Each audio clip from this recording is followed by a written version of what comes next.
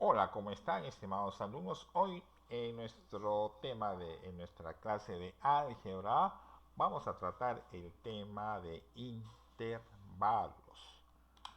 ¿Qué son los intervalos? Los intervalos, ¿para qué nos sirven?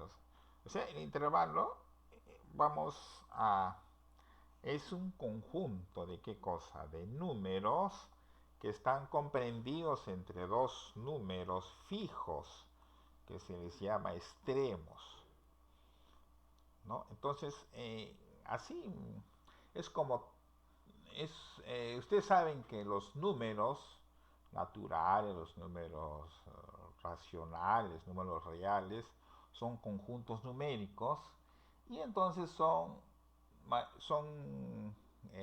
conjuntos infinitos, o sea que no los podemos numerar, pero sí podemos trabajar para determinados campos de la matemática, podemos trabajar ciertas porciones de esos números. Entonces, para poder interpretar o poder definir esa porción de números, utilizamos lo que se llama intervalos. Entonces los intervalos es un conjunto de números comprendido entre dos números fijos. Entonces cuando nosotros ya estamos fijando dos números, ya estamos delimitando, no estamos trabajando todo el conjunto de números reales, todo el conjunto de números naturales, etcétera, etcétera, ¿no?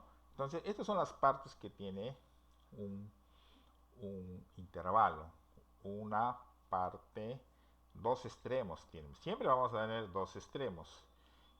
Y algunas veces los extremos no están considerados en en el intervalo y otras veces sí.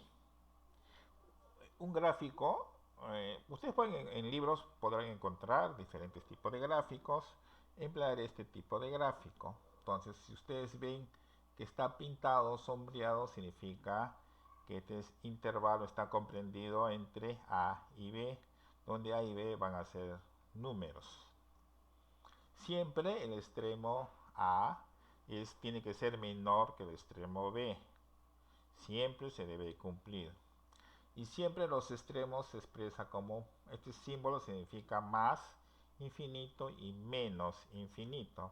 El más infinito no nos dice que es algo que no tiene fin, sino matemáticamente nos representa un número positivo bien grande, ¿no? Inmenso, por eso más infinito, un número bien grande. Y menos infinito nos va a representar un número bien pequeño, menos infinito, ¿no? Esa es la representación más o menos de estos símbolos, ¿no? De más infinito, menos infinitos. Ahora veamos qué clases de intervalos hay. Tenemos el intervalo cerrado.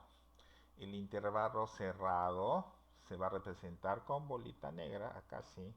¿Qué nos va a decir? De que los extremos se van a incluir dentro del intervalo. ¿Cómo se representa? Se representa X pertenece al intervalo A, B. ¿Y cómo se interpreta esto? Son todos los valores mayores o iguales que A o menores o iguales que B. Esa es la interpretación matemática. Ejemplo, si yo tengo este intervalo, ¿no? Mira, acá está la representación, ¿no? Matemática como un intervalo, ¿no? 7 menor o igual que X menor o igual que 9. Simbólicamente sería así. X pertenece al intervalo cerrado 7, B. Gráficamente sería así. Estos, como se considera los extremos, se pinta de negro, ¿no? Listo. Ahora, si nos hacen una pregunta, ¿qué valores enteros están comprendidos en este intervalo? Sería el 7, el 8 y el 9. valores enteros. Porque si nos preguntan por valores reales, o sea, el conjunto de los números reales, tendríamos infinitos números, ¿no? Acá valores enteros. Luego tenemos el intervalo abierto. Acá ya se representa, ojo, bolita blanca, o simplemente nada, colocan ahí ustedes, simplemente dejan un espacio. Entonces ahí se está representando de esta manera un intervalo abierto. En el intervalo abierto los extremos no se consideran. No, ahí no entran. O sea, no entran para nada. ¿No? Entonces, ¿cómo se interpreta? Son los números mayores que x, o x son representa los números mayores, ¿no? Que a, pero menores que b. Por ejemplo, si tengo este intervalo x pertenece al intervalo abierto 10,15, entonces son los números que son mayores que 10 pero menores que 15. Si nos preguntan por valores enteros, ¿quiénes entran ahí? Entra el 11, el 12, el 13 y el 14. Como ven, no entran los extremos. Y luego ya tenemos los intervalos semiabiertos que tienen la misma interpretación, sino que van a ser abiertos por algún lado. En este caso, intervalo semiabierto se le dice intervalo semiabierto o intervalo abierto por la izquierda. Y este sería un intervalo abierto por la derecha. ¿No? Esos son intervalos semiabiertos. Y luego tenemos los intervalos infinitos. ¿No? Este es un intervalo infinito por la derecha. Acá que me va a representar todos los valores mayores o iguales que 5, por ejemplo. Acá que me va a representar todos los valores menores que 3.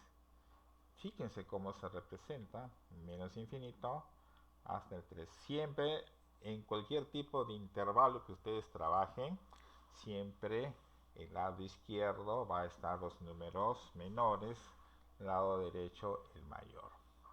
Luego tenemos intervalos al infinito, por ejemplo, acá también, ¿no? Hay diferentes tipos, ¿no? Si ya se juega, lo básico son los primeros que hemos visto, intervalos abiertos, cerrados y semiabiertos. A partir de ahí ya tenemos los demás intervalos que nosotros podemos compartir o podemos nosotros visualizar. Acá lo que nos interesa son las operaciones con intervalos. Con las operaciones con intervalos vamos a interpretar o utilizar un poco la simbología que se utilizó en la teoría de conjuntos. Por ejemplo, si no me piden el conjunto A, o perdón, el intervalo A es el intervalo 2 hasta el 11 y el intervalo B es desde 7 hasta 20. Si me preguntan por la unión de estos dos intervalos, van a ser todo lo que está pintado de amarillo, que sería de 2 hasta el 20, ¿no? 2 hasta el 20. Luego tenemos el conjunto A unión B. En este caso son conjuntos disjuntos. Cuando son conjuntos disjuntos, a veces vamos a emplear este símbolo que significa unión, ¿no? Unión, acá, ¿no? Sería el intervalo de menos 1 hasta el 3, ¿no? Menos 1 abierto, el 3 cerrado, y desde el 9 hasta el 11. De igual manera, los dos son abiertos. Esa sería la unión de estos dos conjuntos. Y luego igual de manera, cuando un conjunto está dentro de otro, o está incluido, el mayor es el que serían los extremos, ¿no? En este caso, la A unión B, en este caso, mira, ve, A, B es el intervalo 3, 7, ¿no? Y el intervalo, y el conjunto A es el intervalo de menos 1 hasta el más infinito. Entonces, si nosotros hacemos el gráfico, ¿no? Entonces la unión va a representar el conjunto más grande.